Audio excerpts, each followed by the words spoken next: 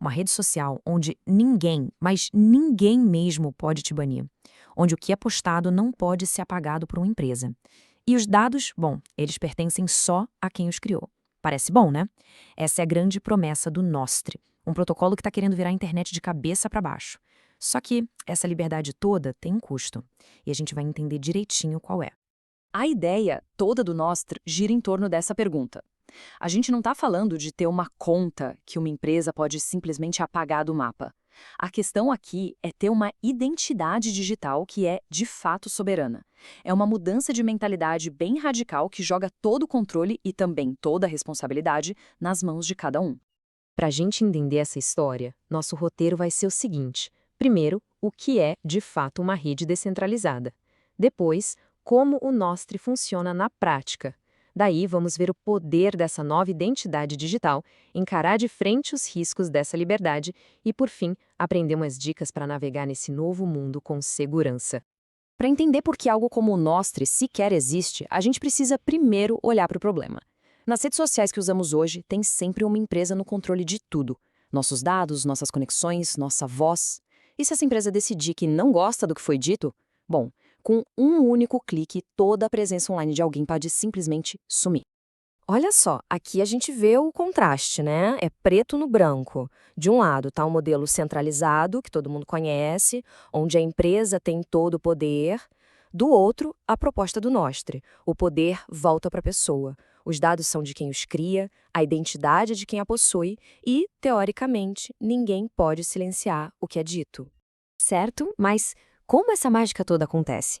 O primeiro ponto que a gente precisa entender é que o Nostri não é um aplicativo, tipo um Twitter ou um Facebook. É uma coisa bem mais fundamental.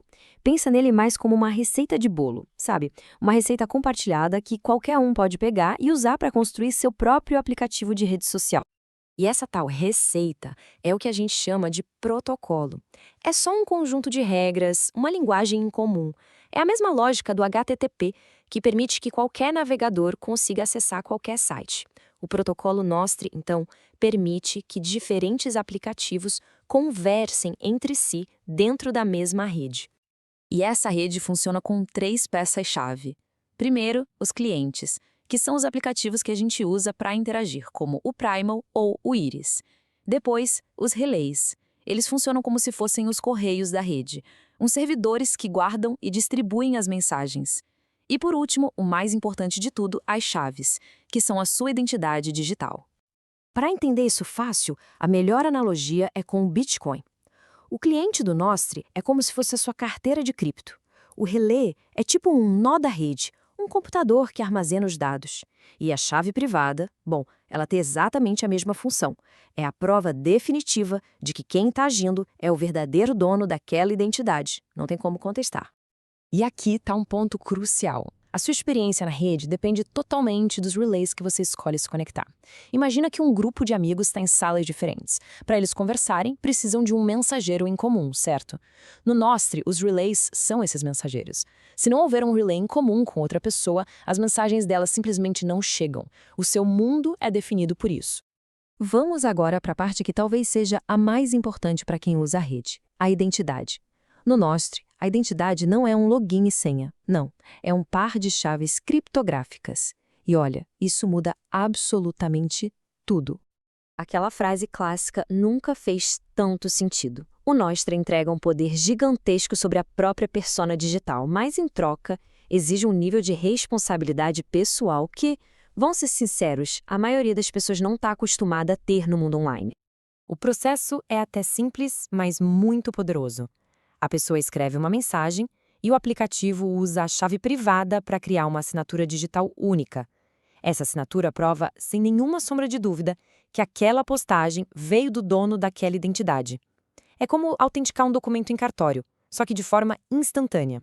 E agora, atenção, porque este é talvez o aviso mais importante de todos. Sabe aquele botão de "esqueci minha senha"? No Nostr, esquece. Não existe. Não tem para quem ligar. Não tem suporte técnico. Se a chave privada for perdida, já era. A identidade digital se foi para sempre. E o pior, se alguém roubar essa chave, essa pessoa pode se passar por quem era o dono, para sempre, de forma irreversível. O negócio é sério. Com essa liberdade e esse poder todo, vem também os perigos. Um ambiente que não tem uma moderação central é, por definição, um território meio selvagem, sabe? E é preciso ter muita consciência dos riscos antes de entrar de cabeça. Essa pergunta nos leva bem no centro da questão. A ausência de censura também significa ausência de filtros. Isso acaba criando um espaço onde de tudo pode acontecer, o bom, o ruim e o que é, francamente, bem problemático. Vamos falar abertamente sobre os perigos. O que é postado pode ficar lá para sempre. É praticamente garantido que se vai encontrar conteúdo ofensivo ou até ilegal. Golpistas agem com muito mais liberdade. E o roubo de uma chave privada é catastrófico, é o fim daquela identidade. Até mesmo coisas simples, como ativar a localização, podem se tornar um risco enorme se usadas sem cuidado. Ok, diante de tudo isso, como é que se navega nesse ambiente de forma um pouco mais segura? Felizmente, existem algumas boas práticas que ajudam a reduzir bastante os riscos. Vamos ver um checklist que é essencial. O ponto principal aqui é tratar a chave privada como se fosse o bem mais valioso que se tem no mundo digital. Primeiro, gere essa chave num computador offline. Depois, guarde num lugar muito seguro, nunca no celular do dia a dia.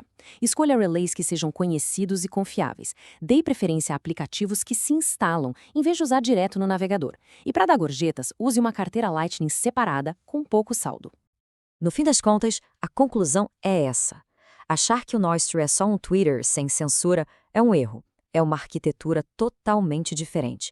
Ela troca a conveniência e a segurança que uma empresa oferece pela soberania e pela responsabilidade de cada um.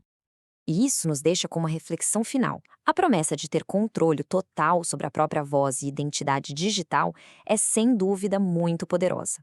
Mas ela vem com um preço: a responsabilidade final e absoluta por cada ação e pela própria segurança. A questão que fica para cada um responder é: essa troca vale a pena?